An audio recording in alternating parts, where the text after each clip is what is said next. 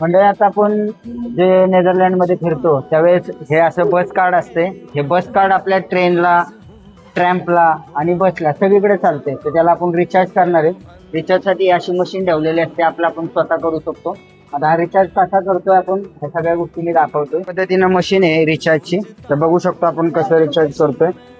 Same ATM सारखी machine आपलं हे कार्ड इथं ठेवलेलं आहे. तिथं आपण जी इथली डच लँग्वेज आणि इंग्लिश लँग्वेज आहे ती सिलेक्ट केली. त्यानंतर आपल्याला रिचार्ज कितीचा करायचा आहे, 10 युरो, 50 युरो, आम्ही 50 काढाल. 50 युरोचा आपण रिचार्ज करतोय. तिथं डिपॉझिट केलं की आपलं इथं कार्ड लावायचंय. हे जे एटीएम कार्ड आहे आपलं एटीएम कार्ड लावलं की डायरेक्ट ऑनलाईन रिचार्ज केला जातो आपला. इथं आपल्याला शो सुद्धा करते कितीचा रिचार्ज झाला आणि शेवट त्याची पावती सुद्धा आपल्याला रितसर परचेस सुद्धा मिळते. 8748 पावती सुद्धा रितसर मिळालेली. आपल्या कार्डमध्ये रिचार्ज केलाय. टाकला की आपला हा रिचार्ज झालेला आहे. नंतर आपण आपला अमाऊंट सुद्धा चेक करू शकतो की रिचार्ज कितीचा झाला. तुम्ही बघू शकता इथं 50 युरोचा आपण रिचार्ज केलेला आहे.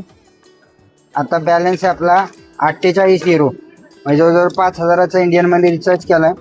4,800 आपला बॅलन्स आहे. 1.5 युरो ह्या सर्व्हिसचे कट होतात, पण सर्व्हिस एकदम एक नंबर असते. कमी वेळेत आपण हे सगळ्या गोष्टी करू शकतो. तर हे प्रत्येक जण इथं आपापले कार्ड अशा पद्धतीने करतं. आणि इथं काही लोक सुद्धा असतात, जर तुम्हाला काय मदत लागली, जसं आपण मुंबईमध्ये ट्रेनलाही लोक मदत करतात, तसे काका सुद्धा आहेत. जर कोणाला काही हेल्प लागली तर ते लोक हेल्प करतात. जो 50 युरोचा आपण रिचार्ज केलाय त्याचंही पावती बघू शकता. 50 युरोच्या रिचार्जची आपल्याला पावती सुद्धा रितसर मिळालेली. तर मंडळी, तुम्हाला युरोपमधील ही कार्ड रिचार्जची सिस्टम कशी वाटली हे कमेंटमध्ये नक्की कळवा.